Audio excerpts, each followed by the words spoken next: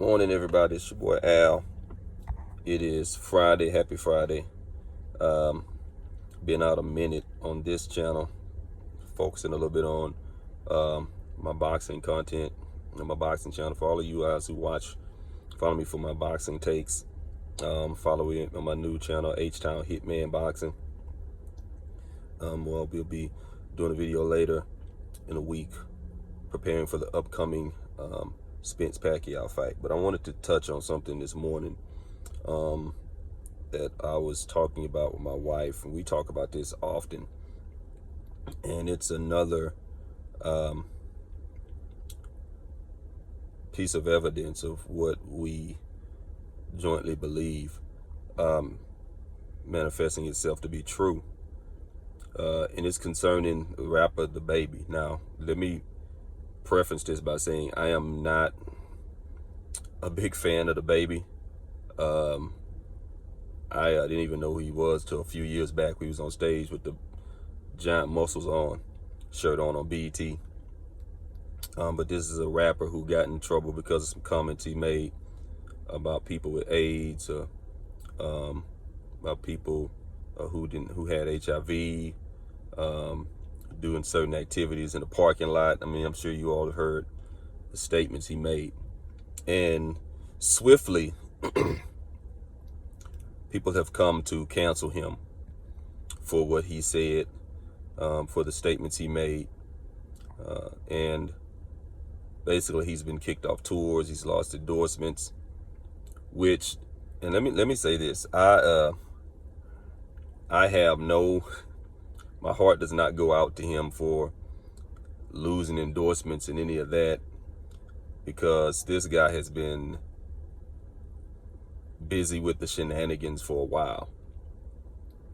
Punching girls in the face, beating people up, trashing an old man's house, and then beating the old man up, which none of that he was canceled for, by the way. But these statements he made all of a sudden have him in hot water. And if you're going to defend any groups, and if you're going to defend anybody, if you're going to defend the LGBTQ community, if you're going to defend any community, if you have the manpower to defend the community, defend the community. But one of the things that seems to be going over everybody's head, or people seem to be missing, is the fact that while you can get canceled for making statements about HIV/AIDS, you can get canceled to talk about sexual activity in the parking lot, you can get canceled for having old 5-6-year-old songs talking about robbing Asian people's homes in the middle of the day, due to the Asian hate crimes escalating. You can get canceled for all of these things. But the things that you seem to not be able to get canceled for is being a artist, particularly a black artist, a rapper, who talks about going out and killing your own people. There's a song on the radio, and my wife knows it disturbs me to no end. And it's a song by somebody named Pooh Shiesty, I think that's it, called Get It Back in Blood. If you haven't heard this song, it's basically a song that basically instructs you that if you got a problem with somebody and they did you wrong, go back and basically get it back in blood, kill them, challenge them, fight them, kill them, whatever you have to do. Which is basically an instructional video to go and do somebody some harm. And it's a song on Black Urban Radio by a black urban male, directed to other black urban males to, hey, go and get it popping, get your shotgun, get your pistol, go and get it. It's an instructional video for black boys to do other black boys harm and violence. And for whatever reason, that is and always has seemed to be okay. Now, here's the problem. And somebody will say, yeah, but you know what, y'all, gangster rap lyrics have always been around. Yeah, gangster rap lyrics have been around a long time. But here's the difference. When I bought the Chronic back in 92, 93, I bought the Chronic because the song that was on the radio was nothing but a G thing. It wasn't rat-a-tat-tat, never hesitate to put a nigga on his back. That's not the song that was on the radio. When I bought Biggie, Ready to Die in 94, it was because I heard Juicy and Big Papa on the radio in the One More Chance remix. It wasn't Gimme the Loot that was playing on circulation on Top 40 radio. We've always had hardcore gangster rap lyrics, but that you had to have the radio hit, the kid-friendly, non-cussing, non-violent radio hit, neutral radio hit to get on the radio. Now, if you get your CD, if you get your mama to go and get your CD, or your daddy go and buy the CD for you because it's got the parental advisory label on it, and you can go and hear the other songs that are on the CD, then that's you. But in the songs that were in mass heavy rotation were going to be the radio friendly, non-violent, non-cussing, Nothing But a G Thing, Dear Mama. Those were the songs that were on the radio. It wasn't the CD B-side, Ghetto Boys, as violent as some of their songs were, Mind Playing Tricks on was on radio. Violent as NWA was, you didn't hear F the Police on the radio. You know what you heard on the radio? Express Yourself. That was a song that was on the radio. If It Ain't Rough, MC Ren. Those were the songs that, were on the radio. Ice Cube's Today Was a Good Day. Those were once upon a time the projects. The radio friendly songs. You didn't hear Go Kill That Dude on the radio. Go Shoot Him Up on the radio. You didn't hear that on the radio, and what's happened, and I think it started somewhere around the Little John days. Well, I can't stand Little John. We had these songs where in the cadence and in the hooks, it promoted violence against your fellow man. You scared, like all of that challenging, fighting, and shooting up. And none of that stuff seems to get canceled. I don't know when we move to a point, especially with all the violence that's happening, black on black violence. I don't know when we move to a point where we could protect and we could speak out against everything but that. And I'm not a tin hat wearer, but there's got to be something going on where a guy can beat up other black guys, can punch black girls in the face, beat up old men, and not get canceled. But as soon as he says something about the LGBT community, he gets canceled. Can make songs promoting violence, can make songs about inappropriate things, can, do women wrong, do women, and not get canceled for any of that. But as soon as he says something that you don't like about another community, he gets canceled. And what I want to know is, when are black people going to stand up? When is the black community going to stand up against black on black crime, black on black hate? One of the reasons why I can't take people like Charlamagne the God serious is because you'll come on and challenge Joe Biden about stuff, challenge people about this stuff that is going on in the black community or that's not going on in the black community. When you're sitting at a radio station and you'll talk about, give this political speech, and then after that you'll go and press play on a song that's promoting violence towards your own community. You can't take you serious. And I'm calling for some of these local DJs who are forced to play this stuff while you're calling on everybody else to sacrifice, stand up, take one for the team. Y'all take one for the team. There's some people, there's some Houston DJs that have been in Houston long enough. They're older than I am. I'm 44 years old. And they ought to be tired of playing this stuff that promotes violence in our community. And what I want to know is, when are y'all going to stand up and say, you know what? No, I'm not going to play this. If you got to fire me, fire me. When are you going to use your voice, your power to say, you know what? No, I'm not going to do this. I'm not going to play this because I see what it causes young boys to do to one another in my community. When are we going to stand up and stop making songs that promote young boys knocking up girls and leaving them? When are we going to promote songs, not promote songs about young girls in our community tricking young men just to get $1 or to get something from them? When are we going to stop promoting those songs? It seems that you can not offend anyone but black men and black little girls. Open game. Black girls, black boys, open season. And for all the hate that the baby's getting for what he said on stage, for all the hate that he's getting, when are we going to stand up against all these violent lyrics? And yeah, I'm older. I grew up on, hardcore gangster rap, Kool G rap, Ghetto Boys, Ice-T, Ice Cube, all of that. But the reality is, as somebody who's 44 years old now, pastor of a church, husband, father, who collects vinyl. I'm a vinyl collector. I collect records. I got to tell you, there's some stuff that I used to love that I'll go on the record store and I'll see it and I'll pass it right up. Cause I'm like, I'm at a point where I can't even go back. You know how old people go back and listen to the Isleys and, the Temptations and all that. And sometimes I want to go back down memory lane, but there's some memory lanes I can't go back down because I'm like, you know what? Going back and trying to listen to some of this stuff makes me realize we was on some craziness. And when you know you are on craziness, you try to prevent the generation that come after you from being on the same thing.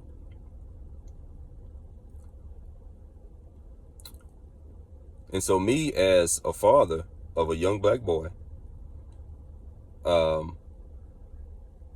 I want us to create a narrative where it's not okay for young black boys to talk about doing violence to or harm towards one another. You look on the news every day in our community. The past few days, some man has gunned down his wife and tried to kill the kids too. And a lot of times it goes across the board. But lately it's been a lot of black guys. One that's pretty close to home. This normalizing violence in our community seems to me to be a push to continue to keep violence a norm in our community. It's normalized. That's why whenever a young black boy does a crime, a violent crime, a young black girl does a violent crime, the one thing that you don't hear is mental illness, because they've normalized us as criminals. It's normalized. Young black kid shoots up young white kid shoots up a school, mentally ill. Young white guy shoots up the job, mentally ill. Black kid shoots at a crowd, violence. Just violent, savage animals. And this music perpetuates these images, continues to keep us looking at each other like savages. Young black boys looking at each other like savages. The other day, as I told you, I'm 44. I walked by a young brother the other day, and I said, "What's up, brother?" And he looked at me like he didn't know what in the world to do. And he said, "What's up, man?" He said, "You don't know me?" I said, "No, I don't know to know you, but you my brother. I speak to you." That's not. He said. I said, "Ask him. It's not a normal thing. You don't just walk by your brother and say good morning and say what's up, brother." He said, "Man, no, not really, man. I mean, I don't really miss nobody. I don't know. Like, just." And I guarantee you, he got that off some song, some rapper who perpetuates this "don't speak to people," don't be friendly, don't be a normal human being, don't be a functioning person in society. And there are images out there that they want portrayed to keep our kids dysfunctional members of society. That's why I believe every rapper they promote now to our kids has a violent track record and has a gang of tattoos on their face. Because they know, and they've done their research to know, that young black boys idolize and follow young black rappers. How many people started getting stomach tattoos when Tupac had the Thug Life across his belly? Right? How many people right now in their 30s and 40s got tattoos across their stomach because of pot? We've hit our 30s and 40s, and the stomach kind of sticking out now. It's kind of, now that the tattoo looks kind of 3D now with the Father Time setting in. But how many people did that because of pot? And one of the things that powers that be do, they pay attention to that kind of stuff. I say, well, if they followed Pac with these kind of tattoos, then if we put this artist and that artist, and Trippie Redd and all these other artists with all these gangs of tattoos on their face, If that's who we promote and that's who we give them to see, then that's what they're gonna become. Next thing you know, you're gonna have a bunch of young black boys out there in society who can't function in society, can't find a job, can't get a career going, because they messed around and got a bunch of tattoos in their face, on their neck, on their eyebrow, on their forehead, because they're trying to mimic some rapper. And the next thing you know, they're unhireable, unapproachable. Even if years later they've come out of that stage of their life and they're no longer that, there are a lot of people who came out of that, trying to be like Pac stage, but they still got that tattoo on their stomach. And so you come out of that stage of your life where you're trying to be these rappers with tattoos everywhere, teardrops everywhere. You come out of that, you get delivered, you get saved, you become a different person. You just simply grow up because time passes, you grow up. You still got all this stuff on your face. Guess what you can't do? You can't function in society.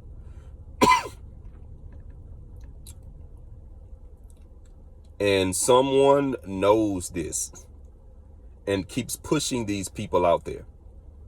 In the black community, it used to be you had to be an upstanding member of society before they pushed you. You had to go through Barry Gordy. You had to go in the Motown days. You had to go through train club. You had to go out and walk, talk, speak, act. Couldn't be getting in trouble.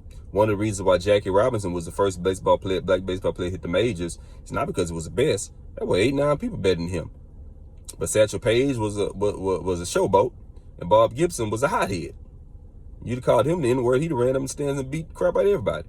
Satchel Paige would have been out there laughing at white boys when he struck them out. So they had to get somebody who was trained, taught, spoke eloquently, wouldn't lash out. That was Jackie Robinson. But now,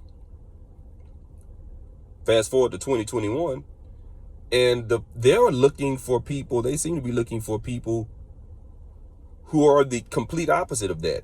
You can't get a record deal without a jail record. You can't get a record deal without having some kind of gun charge. You can't get a record deal without being on some craziness. And they're looking and they're searching and they're finding these guys and bringing these guys out to put them in front of our young boys so they can say, see, this is who we want you to be like. These are your idols. This is who we want to push for you. And I believe we as parents, we as adults, we as people who have common sense need to understand that there's an agenda to keep these kids behind the 8, to keep these kids idolizing foolishness, to keep these kids not learning, to keep these kids fighting, to keep these kids seeking violence as the answer. And it's being promoted through music. And I'll say this and I'll end this. To anyone who says, well, it's just music, you can't let music control your life. Okay, fair enough. Let me ask you a question. What has music not moved in the history of the world? What has music not moved? Everything has a soundtrack. Everything has a musical motivation. From the days 2, 3, 4,000 years ago, the ancient days of war, whenever a nation, a city was going to war, whenever they were marching to war, they had a song driving them. They were marching, singing, beating on drums, playing a song, charging them up, amping them up, getting them hype, getting them ready. In the history of modern civilization, every cause that there has been has had an anthem. We shall overcome. A change is gonna come. I am woman, hear me roar. F the police. I mean, the music marshals people. Music moves people. Say it loud. I'm black and I'm proud. What's the song about Creedence Clearwater Revival? It ain't me. I ain't no senator's son. I ain't no fortunate one. Every movement has had a song. Music moves, motivates. It makes you get up and do something. It makes you want to get up and act. It makes you want to get up and respond. It makes you want to get up and dance. It makes you want to get up and fight. It makes you want to cry. It makes you want to mourn. It makes you want to change things. And when you just constantly pumping out violent lyrics in the kids, guess what? It's going to make you want to be violent. It's going to make you want to fight.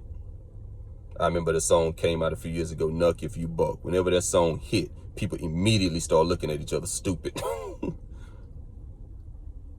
Because that's what that song was promoted. The spirit of that song was just promoted to make you want to fight.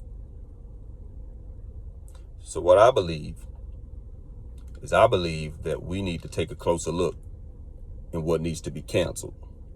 What needs to be canceled are these lyrics that turn black kids against one another, that harm our community. What needs to be canceled is the normalization of black on black violence. If all y'all who support Black Lives Matter, trust me, I'm a believer in such speech. Black Lives Matter. Black lives just can't matter to everybody else. They have to matter to us first. This old youth gospel song used to say, sweep around your own front door before you sweep around mine. And if we're going to tell people that we matter, then we have to show one another that we matter.